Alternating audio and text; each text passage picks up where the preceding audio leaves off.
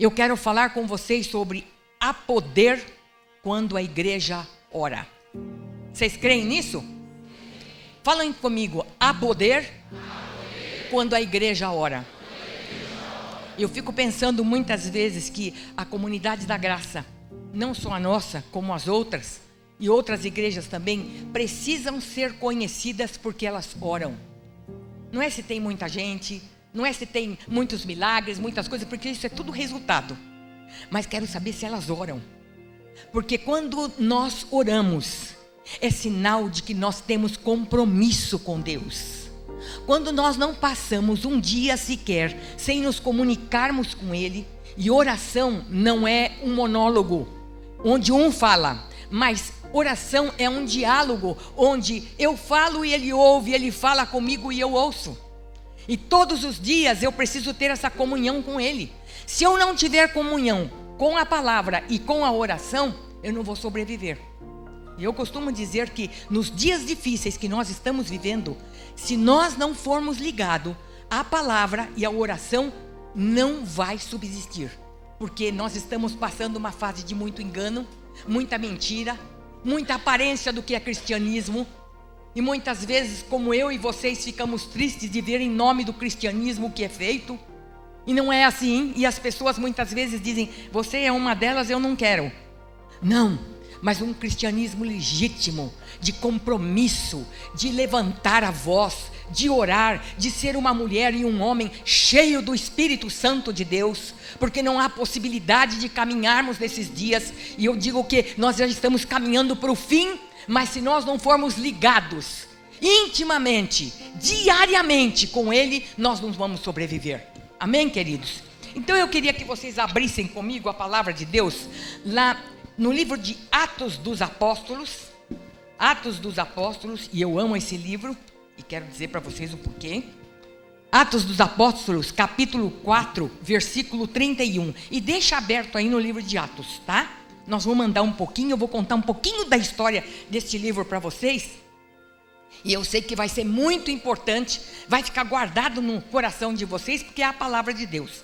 O que eu falo muitas vezes passa, mas quando eu falo e cito a palavra de Deus, esta fica, e fica no nosso coração. Quando eu olho aqui para o livro de Atos dos Apóstolos, e eu quero falar justamente sobre Atos 4, 31, versículo 31, que diz assim: depois de orarem, tremeu o lugar em que estavam reunidos, e todos ficaram cheios do Espírito Santo e anunciavam corajosamente a palavra de Deus. Então, estavam unidos, reunidos, e aconteceu que ficaram cheios do Espírito Santo, e agora então anunciavam corajosamente a palavra de Deus. Muitas vezes parece que a gente fica assim, meio covarde, né? Não é bem a palavra, mas vamos dizer assim.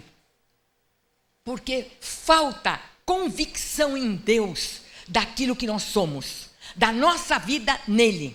Então a gente fica meio com medo, vou falar o quê? O outro vai perguntar alguma coisa e eu não vou saber responder. E aí como é que fica? Mas quando a gente tem convicção, quando a gente tem uma vida cheia do Espírito Santo, quando temos convicção na palavra de Deus, nós não temos medo de propagar o Evangelho de Cristo. E Evangelho de Cristo é morte e ressurreição. Fora disso é anátema diante de Deus.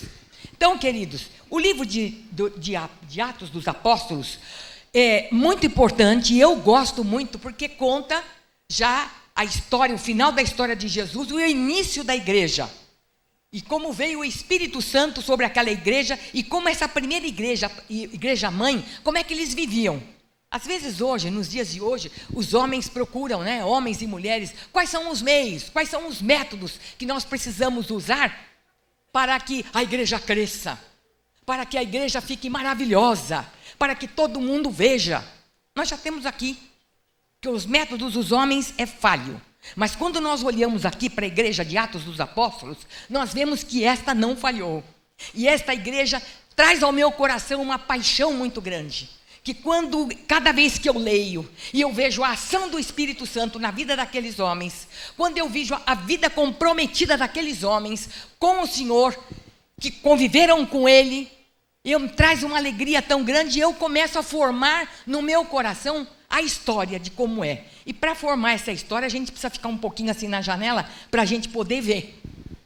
Esses discípulos estavam muito maravilhados. Mas antes, foram homens que andaram com o Senhor, 12. E ele chamava, vem aqui, segue-me. Eu vou fazer de você pescador de homem. E lá, eram tão diferentes, eram incultos, eram iletrados, eram homens assim rudes.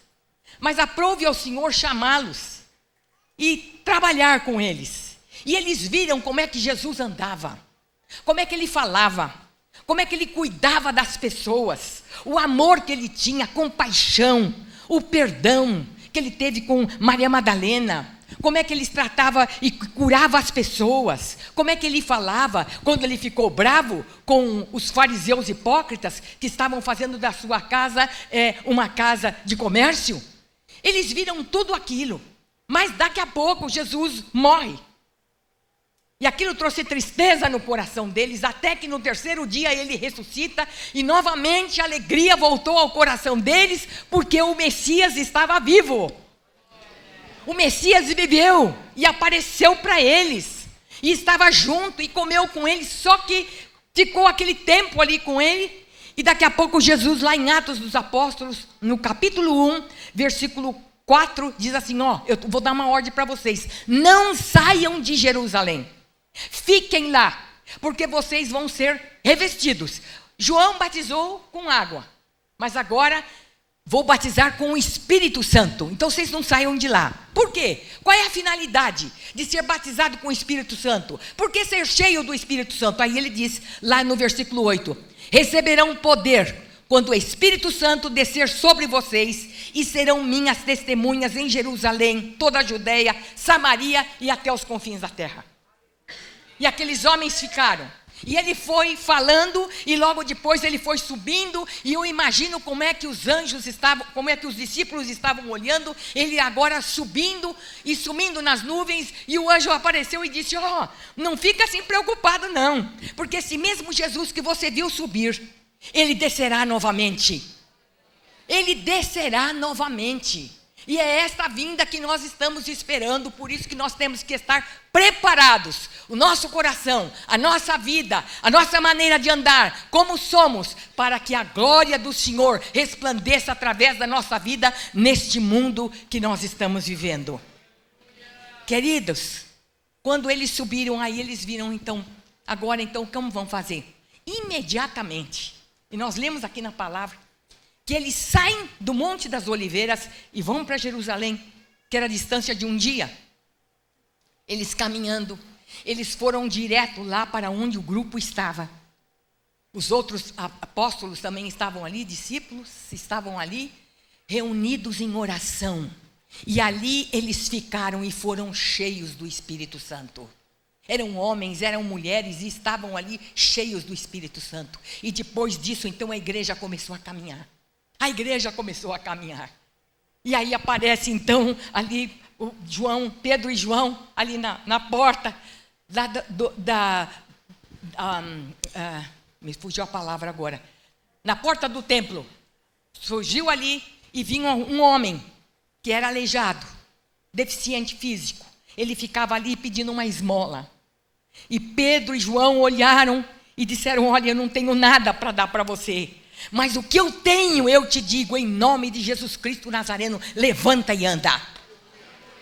E aquele homem levantou. Depois disso, Pedro foi e pregou para 3.000 pessoas que se converteram. Era um avivamento total. Era uma obra que Deus estava fazendo ali. E eles se encheram do Espírito Santo, mas você sabe que quando a coisa começa a caminhar e começa, vamos dizer assim, pegar fogo, começou também a vir a perseguição. E é sobre isso que eu quero falar com vocês.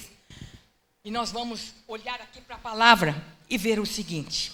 Eles anunciavam ao Senhor com intrepidez. Eles estavam cheios do Espírito Santo. Mas lá a partir do versículo 23 do capítulo 4, nós vemos que a igreja estava em oração porque Pedro e João tinham sido presos. Porque estavam pregando a palavra, morte e ressurreição. Foram soltos, se juntaram com o pessoal que haviam orado com eles também, e juntos eles levantaram a voz a Deus, e unânimes, e oravam. Era um só espírito, era um só coração, era só uma maneira de pensar. Todos eles estavam juntos ali, com intrepidez, coragem, sem medo. Eles estavam cheios do Espírito Santo, de autoridade, de domínio e habilidade, e eles anunciavam a palavra de Deus. A gente não pensa nisso, né? Vamos falar a verdade. Vou pregar a palavra. Se vocês soubessem a responsabilidade que temos, cada vez que subimos aqui no púlpito para falar da palavra, vocês não têm noção. Eu, no início, minha perna balançava. Eu falava, acho que eu não vou, não. Por causa da responsabilidade. É Deus que nos capacita, é verdade, mas a nossa vida precisa condizer com aquilo que nós estamos falando no dia a dia. A nossa responsabilidade como homem e mulher cristã é muito grande. A diferença é que esta geração, ela sabia orar. Eles não esperavam só coisas grandes de Deus, eles queriam ser o melhor para o Senhor. Existia compromisso. E o compromisso deles era com a palavra e com a oração. Eles sabiam que deveriam comunicar-se com Ele em oração e esperar até receber o que precisavam. E nisso eles iam crescendo, a igreja ia crescendo. Hoje nós vivemos dias que muitas vezes nos falta temor de compromisso com a oração e paciência em esperar a resposta de Deus. Eu já ouvi gente falar assim, não vou esperar mais não. Eu já pedi, esses dias eu estava pregando, uma mulher falou, eu não vou pedir mais. Eu estou tão cansada de pedir sobre esse problema que eu vivo, mas eu não tenho resposta. Então eu acho que Deus não está me ouvindo. Eu disse, não, Ele está. A Bíblia diz que Ele nunca vai nos deixar e nem vai abandonar. O que falta é paciência.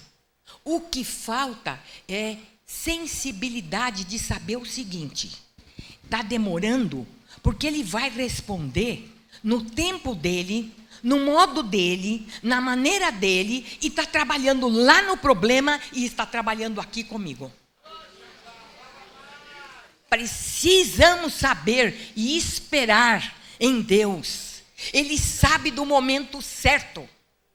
Quantas vezes que eu orei anos sobre determinadas coisas e parece que não vinha, parecia que o teto era de bronze.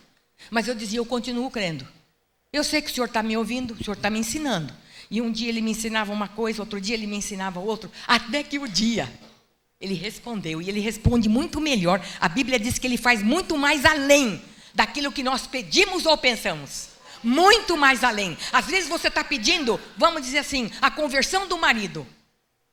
Você pensa só na conversão, mas Ele não, Ele está trabalhando na conversão dele, no seu coração, na vida dos filhos, na vida financeira de vocês, e quando Ele faz a coisa, Ele faz completa, porque a alegria que Ele traz para nós é completa, não é de qualquer maneira. Então você espere em Deus, não importa o problema, a dificuldade, não tem, como ontem uma senhora falou comigo, o meu problema é tão difícil que eu não creio que Deus vai responder. Eu digo, Ele é o Deus do impossível. O impossível dos homens é o possível de Deus. Então você não fale assim, não deixe de crer, porque Ele vai fazer, comece a olhar pela fé. Ele já resolvendo esse problema, um problema difícil que ela está vivendo. Muito difícil, humanamente falando, aos olhos dos homens não tem solução. Mas eu creio que Deus vai fazer. Eu disse para ela, eu vou voltar, eu vou falar com você, e você vai me dar a resposta do que Deus fez na sua vida. Amém? Fé em Deus tem que ser assim, queridos. E assim eram aqueles homens. E assim eles estavam vivendo. Então, nós vivemos numa época difícil, porque é uma época de modernidade. E que atingiu a igreja. Tudo pode. Eu aceitei Jesus, mas a minha vida continua do mesmo jeito, hein? Se eu fazia determinadas coisas do passado, eu continuo fazendo. Tá? Então, isto atrapalha e muito. Há uma cultura completamente diferente, um movimento de fazer contestações por transformações de consciência e valores. Vivemos num individualismo, de egoísmo, de relacionamentos superficiais e consumo desordenado de bens materiais, cada um por si e Deus para todos. Vocês já notaram como é que estão sendo feitos os apartamentos hoje? desse tamanho. Você olha assim, parece uma cadeia. Aquele prédio enorme, mas as janelinhas tudo assim. E todo mundo vive ali, trancado, acabou. Não se comunicam, não falam. E quando fala, você precisa tomar cuidado, porque você não sabe o que vai responder. Eu me lembrei de um fato pitoresco que aconteceu comigo, pastor Carlos Alberto, esses dias. Nós fomos almoçar com o nosso filho, mas ele chamou um Uber e nós fomos de Uber, né? Tá bom. Lá entramos no carro, feliz da vida. Oi, tudo bem? A gente fala bom dia, né? Faz parte da educação isso. Bom dia. Bom dia. Um moço dos seus 25 anos. E aí nós entramos, o carro estava muito quente. Eu falei, nossa, como está quente hoje. Ué, é verão? Alô? Acorda, Sueli. Tá bom. Aí ele olhou para o meu marido e disse assim, o senhor está contente de morar nesse bairro? Ele falou, estou. Já moro há muitos anos aqui, trabalhei aqui, criei meus filhos aqui, estou feliz nesse bairro. Deve ser, né? Porque aqui está cheio de PCC. Tá bom. E aí, conversando, meu marido falou, eu creio que esta sua profissão é muito desgastante. Você acha que compensa? O senhor não se intrometa na minha vida. Não se intrometa na minha vida.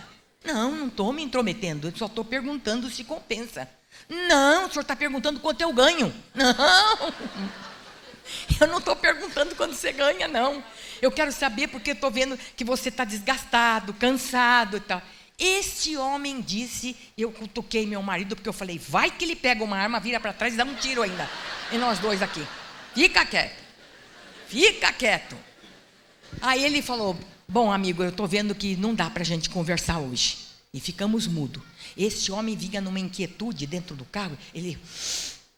na minha frente. Eu falei, em nome de Jesus, esse demônio que está na vida desse homem está repreendido. Porque não é possível uma coisa dessa. Estava perturbado. Bom, quando parou o carro, descemos, ele falou, minha senhora, bom dia para a senhora. Só para mim. Bom dia. Bom dia. Gente, eu confesso que eu saí de lá, eu disse, a que ponto está o ser humano? Que você tem medo de falar, você não sabe qual é a resposta que você vai ter, e ele já está pronto para te dar um tiro, para avançar em você. Tal é a situação do mundo que nós vivemos. O outro é para depois, eu sou antes. Então, o ser é mais relevante do que ter. O culto ao eu tem sido o que eu quero. Eu quero estar no lugar que eu quiser. Não, eu vou estar no lugar que Deus quer que eu esteja. Eu quero estar no lugar que Deus quer que esteja. Nós precisamos ter essa filosofia de vida. Veja lá o que diz Colossenses 2:8. Cuidado, Paulo dizendo e nos alertando. Cuidado com as vãs filosofias, mentirosas e enganosas, que trata vocês depois e leva vocês a serem escravos. O que rege a nossa vida é a palavra de Deus. Se Ele vive em mim, eu vou estar no lugar em que Ele quer que eu esteja. Ele vai usar da maneira como Ele quer me usar. Ele vai fazer da minha vida o que Ele quer, porque Ele é o dono. Ele é Senhor da minha vida. Amém, queridos? Glória a Deus. Aplauda ao Senhor. É isso mesmo. Ele é Senhor. Ele é Senhor.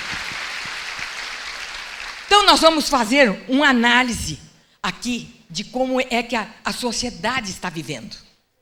Dá a impressão que nós estamos vivendo até mesmo lá o livro de Daniel, né? Que nós estamos vendo o seguinte: o país que está enfraquecendo as autoridades. E o enfraquecimento das autoridades não começa lá, começa dentro de casa, a falta de respeito dos filhos com os pais, o desprezo de pai e mãe, injustiças sociais, o ódio, a divisão de classes. Tudo isso tem acontecido. A indiferença dos líderes, né? Se envolvendo com tantas coisas que não são aquilo que o Senhor quer para a vida deles. E mistura-se evangelho com a cultura do mundo, com tudo isso. E sabe quem está enfraquecendo? O evangelho de Jesus. É o evangelho que está enfraquecendo.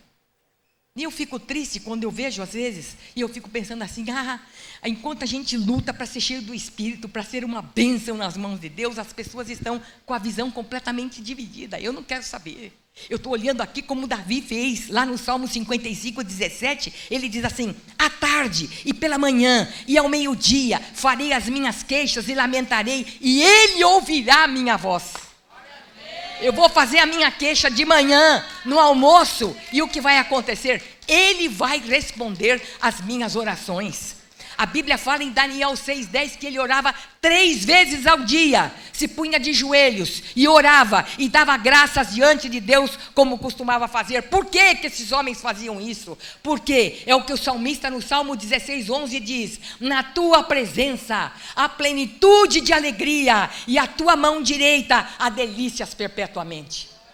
A alegria nossa está na presença do nosso Pai, bem como a Mirella hoje aqui cantou pela manhã. É a alegria que Deus preenche o nosso coração. É só Ele que pode fazer isto. E isto, hoje a igreja se reúne para tratar de tantas coisas, mas nós oramos tão pouco.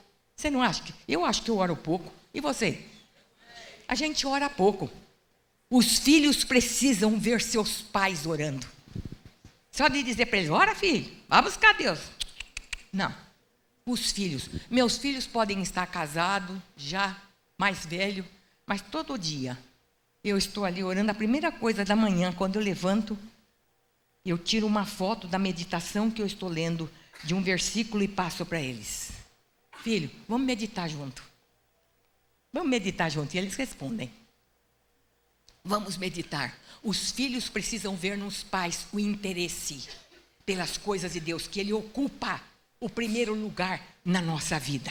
Agora vamos ver aqui, voltando para a palavra de Deus, vejamos o segredo da igreja de Atos. Primeiro, era uma igreja que não dependia de organização institucional. Ela crescia de maneira notável, porque as pessoas viam como é que os irmãos viviam. Eles se amavam, eles tinham o mesmo espírito, o mesmo coração, o mesmo pensamento, uma paixão muito grande pelos perdidos. Eles repartiam os seus bens entre eles, não deixava faltar nada. Quantas vezes que nós precisamos fazer isso agora na época da pandemia, né? Que tinha irmãos que não tinha, a gente corria, dava. Quantos irmãos que sabiam que a gente não podia sair de casa, iam lá e levava para a gente o pão, e levava queijo, levava uma porção de coisa. Por quê? Porque o coração deles era tocado por isso, e era um ajudando ao outro. A segunda aqui, a liderança era formada por homens simples, mas cheios do Espírito Santo. É isso que me toca. Isso que me toca.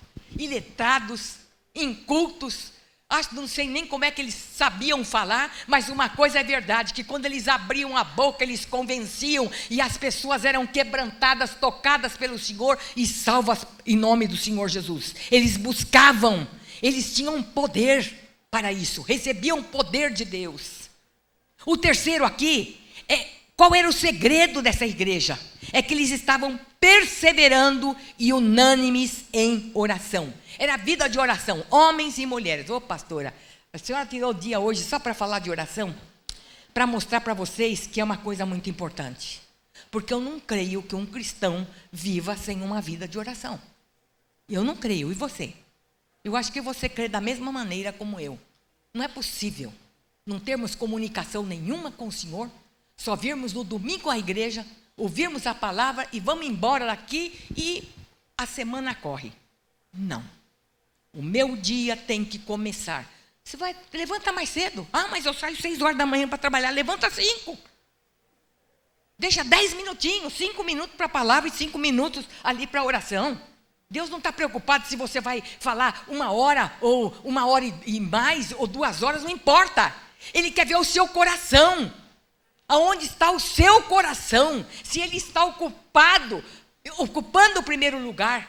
Provérbios 4 diz o seguinte: acima de tudo que você deve guardar, guarde o teu coração, porque dele procede as saídas da vida. Guarda, não deixa ficar nada. À noite, quando for dormir, fala com o Senhor: Senhor, o que é que eu te desagradei hoje? Limpa, purifica. Porque nós não podemos, um coração quebrantado e contrito, Deus não desprezará. Deus não vai desprezar. Voltando a Atos 4. Gente, em que circunstância essa igreja orou? Aqui orar é uma maravilha. Orar, olha só, nada favorável, porque tinha começado a perseguição, os discípulos presos, eram perseguidos, questionados, eram proibidos de ensinar sobre Jesus. Tempo de ameaça na igreja, e a igreja então se coloca em oração. Está lá em Atos 4, depois você lê todo o capítulo, vocês vão notar ali como é que estava a história, como é que a igreja estava vivendo. Foram unânimes em orar, e é encontrada a palavra unânime no livro de Atos 6 vezes. Unânimes em súplica, unânimes em oração e em determinação. Todo o tempo. Hoje, a nossa briga, muitas vezes, a divisão entre nós, fofocas e escândalos, dinheiro, enfraquece o evangelho e compromete o nosso testemunho. A minha preocupação não é com eu, Sueli, meu nome. A minha preocupação é com ele, o nome dele. Esta é a minha preocupação. Que jamais apontem o dedo e digam, você não serve para nada. Terceiro aqui, em que espírito a igreja orou. Está lá, no versículo 25, que ele diz que foi fundamentado na palavra e na inspiração do Espírito Santo. Eles não pensavam neles. Eles não pediam nada, eles pediam coragem. Eles poderiam ter dito, ai Senhor, livra a gente agora dessa pressão que nós estamos sofrendo. Não, dá coragem, dá arrojo para que a gente possa continuar pregando o evangelho com toda a força e motivados no Espírito Santo. É isso que eles queriam. Eles não estavam ali pensando que agora eu não vou mais, eu vou deixar de seguir Jesus então, porque as coisas estão apertando e eles estão perseguindo, eu estou até com medo de falar. Não, pelo contrário, eles confiaram na palavra, eles renderam-se à vontade de Deus e o mundo estava contra Jesus. Não falaram desrespeitosamente, quando as autoridades chamaram eles, eles não foram desrespeitosos. Hoje, infelizmente, ao invés de nós pregarmos o evangelho, nós começamos a atacar as pessoas. Você é isso, você é aquilo, você. É assim que a gente faz. A gente não enfoca em Cristo. Cada vez que as pessoas vêm falar comigo, porque viu, fulano está fazendo determinada coisa, o outro está com um jeito assim meio esquisito, eu digo, vamos olhar para Jesus. Ele é que tem o poder de mudar todas as coisas. Eu não sou Espírito Santo. Eu não sou o Espírito Santo. Porque o filho de fulano está fazendo tal coisa. Então vamos orar por ele. Vamos orar. Não vamos ser o exército que derruba quando um irmão cai, tem pecado, está com problema, está com dificuldade, a gente não vai ver a situação dele. A gente vai dizer, saia de uma vez. É -1. Não. Esse não é o evangelho de Jesus. O evangelho de Jesus é aquele que traz, que acolhe, que ama, que perdoa, que usa de misericórdia, de compaixão. E é esse evangelho que nós precisamos continuar pregando, queridos. E o quarto, o que aconteceu quando a igreja orou? Houve um terremoto. Os irmãos estavam lá orando e houve um terremoto forte. E os discípulos receberam autoridade e aumentaram mais em número. Milagres e sinais eram feitos. Quando Pedro estava encarcerado e a igreja orava, lá em Atos 12, no capítulo 5, houve um terremoto e ele ficou livre, completamente. E quando ele foi encontrar lá com os irmãos para dizer, olha, agora eu estou livre, a menina olhou e falou, olha, ele está aí na porta, Pedro está aí na porta. Está ficando louco, você está tendo visão? Quantas vezes que a gente recebe uma bênção de Deus e a gente não acredita? Orou por aquilo, fala, mas não é possível ter acontecido isso. Foi o que aconteceu. E ele disse, não faz barulho, vai lá e fala que eu estou aqui. E depois ele saiu de lá e foi avisar os outros o que tinha acontecido.